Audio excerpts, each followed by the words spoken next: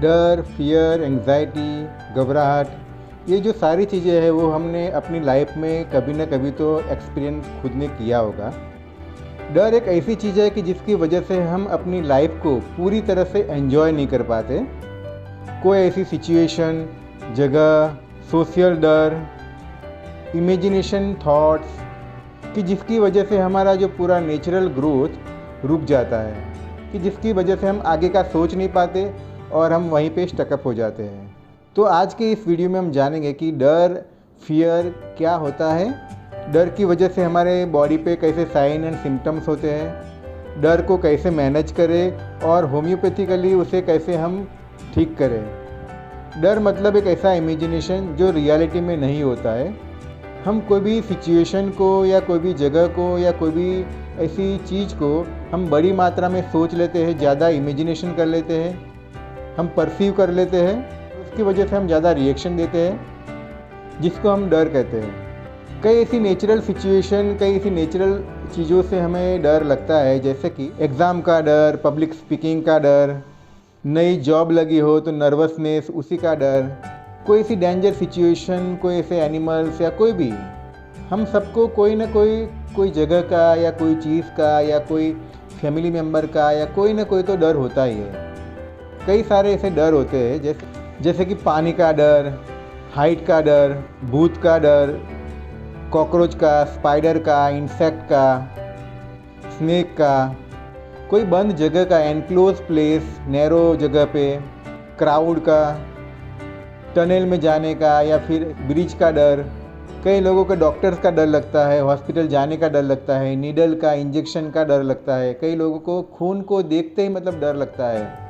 कई ऐसे सोशल भी डर लगते हैं, जैसे कि सोशल रिजेक्शन, डिसअपॉइंटमेंट, कोई इंटरव्यू में जाने के लिए फेलियर का डर लगता है, फैमिली मेम्बर का डर लगता है। हम अपने आप को हमारी जो कंफर्ट जोन में रखते हैं और उस कहीं पे भी ऐसा कंफर्ट जोन से बाहर निकले तो तुरंत हमें डर लगता है क्या होगा। सबसे ज़्यादा जो fear of death, fear of losing freedom, fear of disease, कई लोगों को ऐसा डर लगता है कि जैसे कि उनको कई ऐसी बीमारी हो जाएगी, जैसे कि हार्ट अटैक आ जाएगा, कैंसर हो जाएगा। जैसे कि अभी कोरोना की सीज़न चल रही है तो उसमें भी कई लोगों को ऐसा फोबिया हो जाता है, डर हो जाता है कि हमें क्या होगा आगे चल के, मेरी बॉडी को कोई प्रॉब्लम्स हो जाएगा, उसकी वजह से मेरे फैमिली मेम्बर्स को तकलीफ़ पड़ेगा। तो ये कई सारे जो डर होते हैं वो हमारे सबकॉन्शियस माइंड में होते हैं और हमें डिस्टर्ब करते रहते हैं। अकेले रह जाने का डर, फियर ऑफ डार्कनेस, सबसे ज़्यादा जो अभी का डर है वो लोग क्या कहेंगे हमारे बारे में, तो वो एक सबसे ज़्यादा मतलब सोसाइटी का डर है। जैसे कि टीन एज में या बड़ी उम्र के लोगों को भी मतलब इस तरह का डर रहता है कि सोसाइटी क्या कहेगी, लोग मेरे बारे में क्या सोचेंगे। तो हम अपने डर को कैसे मैनेज करें, उससे कैसे दूर करें। तो जनरली हमारा कोई भी डर है तो उसको हमें पहले तो समझना पड़ेगा, पहले एक्सेप्ट करना पड़ेगा। जो जैसे कि मतलब कई ऐसे लोग हैं जो वो अपने आप को बहुत स्ट्रांग समझते हैं, वो ऐसे मानते रहते हैं कि मुझे कोई भी तरह का डर नहीं है, लेकिन कहीं ना कहीं सबकॉन्शियस माइंड में कोई ना कोई चीज़ों का डर तो रहता ही है, सबको रहता है। तो उस चीज़ को हम एक्सेप्ट करेंगे, उसको एक बार एनालाइज करेंगे, उसको हम समझेंगे, तो हम उस डर को, कोई भी डर होता है तो उसे हम डाइल्यूट कर सकते हैं। एक तरीके से जो डर है वो एक अलार्म है, हमें अलर्ट करता है, कोई भी डेंजर सिचुएशन से या कोई भी ख़राब सिचुएशन से हमें बचा सकता है, कि जैसे हमारा ऑटो रिस्पॉन्स होता है, और वो हमारा एक सर्वाइवल मैकेनिज़्म है। जो हमारा 90% डर है वो हमारा खुद का जनरेट किया होता है, खुद का एक इमेजिनेशन से बनाया हुआ होता है, और हम उसी में ही जीते हैं और अपनी लाइफ को एक ही सर्कल में ही रखते हैं। इसका दो एस्पेक्ट है, एक पॉजिटिव एस्पेक्ट, एक नेगेटिव एस्पेक्ट। पॉजिटिव एस्पेक्ट में हम डर की वजह से अपना वीक पॉइंट को समझ सकते हैं, उसे हम अवेयर होते हैं और उसके हम वर्क करके, उसको हम एनालाइज करके उसको हम स्ट्रांग बना सकते हैं। और जो दूसरा जो एक नेगेटिव पॉइंट है कि जो हम कोई भी डर होता है तो उससे हम दूर भागते हैं, उसे हम फेस नहीं करते हैं। हम जितना रेजिस्ट करेंगे उतना ही परसिस्ट होगा। तो कई ऐसी लाइफ की मोमेंट है उसको हम एंजॉय नहीं कर पाते, उसकी वजह से कुछ नया सीख नहीं पाते और नई चीज़ों को एक्सेप्ट नहीं कर पाते। जैसे कि हमने चाइल्डहुड में देखा होगा कि हमें कई चीज़ों का डर लगता है, जैसे कि अंधेरे का डर लगता है, भूत का डर लगता है।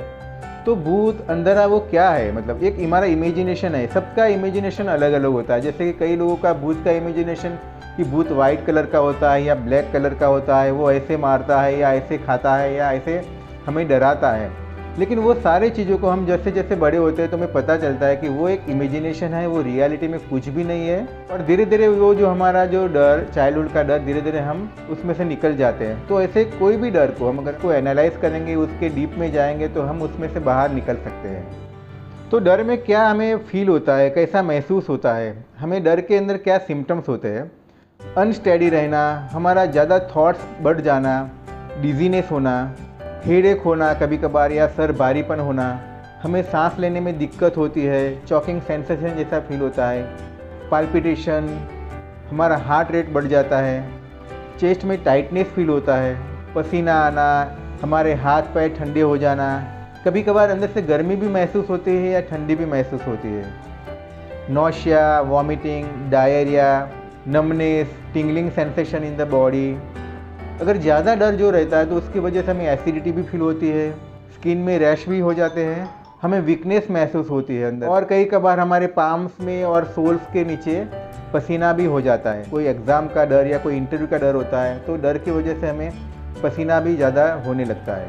तो कोई भी तरह का डर है, कोई भी सिचुएशन का डर है, या कोई भी जगह का डर है, या कोई भी डर हो XYZ, तो हम उसे कैसे दूर करें, कैसे उसे डाइल्यूट करें?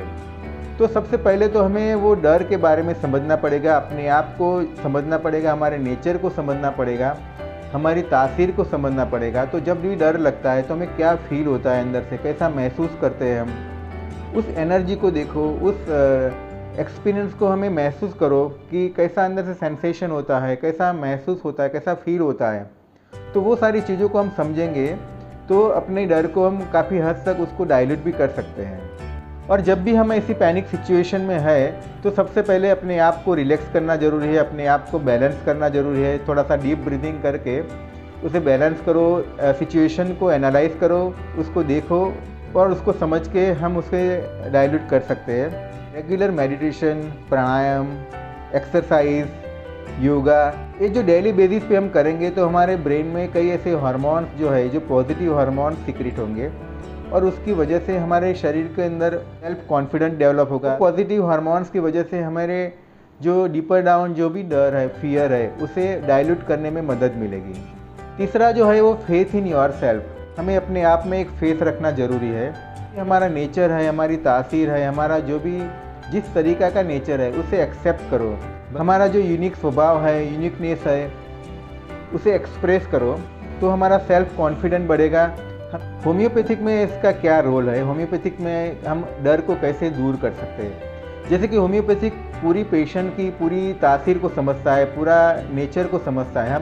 हम सबकी तासीर अलग अलग होती है, एक इंडिविजुअल एक आइडेंटिटी होती है, तो सबकी एक अलग अलग यूनिकनेस होती है। तो होम्योपैथी वो सारी चीज़ों को समझता है, हमारा जनरल सिम्टम्स, हमारा माइंड सिम्टम्स, और उस पूरी चीज़ों को हम देख के कॉन्स्टिट्यूशनल मेडिसिन देते हैं तो उससे कई सारी चीज़ों में हेल्प मिलती है। हमारे कई ऐसे डर होते हैं, उसमें अवेयर भी होते हैं, मेडिसिन से वो दूर होने में काफ़ी अच्छा मदद मिलता है।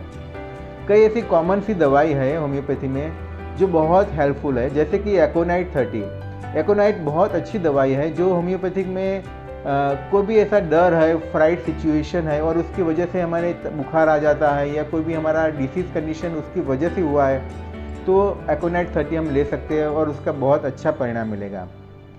दूसरी एक जो मेडिसिन है वो बेलाडोना 30। बेलाडोना जैसे कि कोई भी टेरर का डर है, कोई भी ऐसी सिचुएशन का डर है, कोई भी जगह पे जाने का डर है और ऐसे भूत का डर, अंधेरे में जाने का डर, तो ये जो सारे डर बच्चों को मतलब ये सारे डर बहुत रहते हैं और उसकी वजह से वो काफ़ी पैनिक हो जाते हैं, उसकी वजह से वो दौड़ा दौड़ करने लगते हैं। तो उस कंडीशन में हम बेलाडोना 30 दे सकते हैं। तो तीसरा जो एक मेडिसिन है वो एक स्ट्रेमोनियम 30। स्ट्रेमोनियम एक होम्योपैथिक में बहुत अच्छी दवाई है। कोई भी तरह का डर, जैसे टेरर का डर, कोई अंधेरे का डर, छोटी सी मतलब आवाज़ का डर, और उसकी वजह से ये भी एक बेलाडोना की जैसे मतलब काफ़ी रिएक्टिव होते हैं और पैनिक सिचुएशन में आ जाते हैं। तो इस कंडीशन में हम स्ट्रेमोनियम 30 भी हम ले सकते हैं। एक और जो दवाई है वो अर्जेंटिनम नाइट्रिकम। अनसर्टेनिटी का डर होता है कि हमें आगे जाके क्या होगा, हमारे लाइफ में क्या होगा, क्लोस्ट्रोफोबिक, ऐसे बंद कमरे में ज़्यादा डर लगना, टनल में जाने का डर लगना, पानी में जाने का डर लगना, हाइट का डर, और वो जो सारे डर की वजह से हमें डाइजेस्टिव डिस्टर्बेंस हो जाता है, डायरिया, वॉमिटिंग भी हो जाता है। तो उस कंडीशन में हम अर्जेंटिनम नाइट्रिकम ले सकते हैं। और एक मेडिसिन है आर्सेनिकम 30। आर्सेनिक आर्ब जो मतलब फियर ऑफ एंग्जाइटी, काफ़ी रेस्टलेस होते हैं, वो एक जगह पे बैठते नहीं है, हमारा जो डिसीज़ कंडीशन के बारे में ज़्यादा सोचने लगते हैं कि मुझे, और फियर ऑफ डेथ उसके अंदर बहुत ज़्यादा होता है, तो उस कंडीशन में आर्सेनिकम 30 दे सकते हैं। और एक जो मेडिसिन है वो जैल्सीमियम 30। जैल्सीमियम भी बहुत अच्छी दवा है, जैसे कि कोई एग्जामिनेशन का डर है, कोई इंटरव्यू में जाने का डर है, ऐसे नए लोगों को मिलने का डर है और उसकी वजह से हमें नर्वसनेस फील होना, कई कबार डायरिया जैसा महसूस होना, तो उस कंडीशन में हम जैल्सीमियम 30 भी ले सकते हैं। कालीफॉस 6x वो भी एक अच्छी दवाई है, हमारे माइंड को एक संतुलित रखती है। कोई भी डर की वजह से ज़्यादा ओवर थॉट होना, उसकी वजह से नींद नहीं आना, बार बार एक ही चीज़ को हम ज़्यादा सोचने लगते हैं, तो हम कालीफॉस 6x में ले सकते हैं, उसका बहुत अच्छा परिणाम मिल सकता है। और भी कई सी दवाई है, जैसे लाइकोपोडियम है, सिलीशिया है, वो स्टेज फियर में काम करता है, पल्सेटिला है, लेकिन हम थोड़ी सी प्रकृति के हिसाब से देंगे, उसका नेचर के हिसाब से देंगे या पूरी सिचुएशन को समझ के देंगे तो बहुत अच्छा परिणाम मिलेगा और उससे हम काफ़ी अच्छी तरीके से उस चीज़ को हैंडल भी कर सकते हैं, डर को, और हम उसमें से दूर भी हो सकते हैं। तो होम्योपैथी एक बहुत अच्छा अप्रोच है डर को भगाने के लिए और उसके अंदर बहुत अच्छी दवाइयाँ हैं। अगर और भी कोई क्वेश्चन है, कोई भी दुविधा है या आपको कोई भी डिसीज़ कंडीशन के बारे में जानना है या फिर होम्योपैथिक मेडिसिन के बारे में जानना है, तो आप मुझे कमेंट बॉक्स में कमेंट भी कर सकते हो। आज के लिए इतना ही। Stay safe, stay healthy and keep smiling.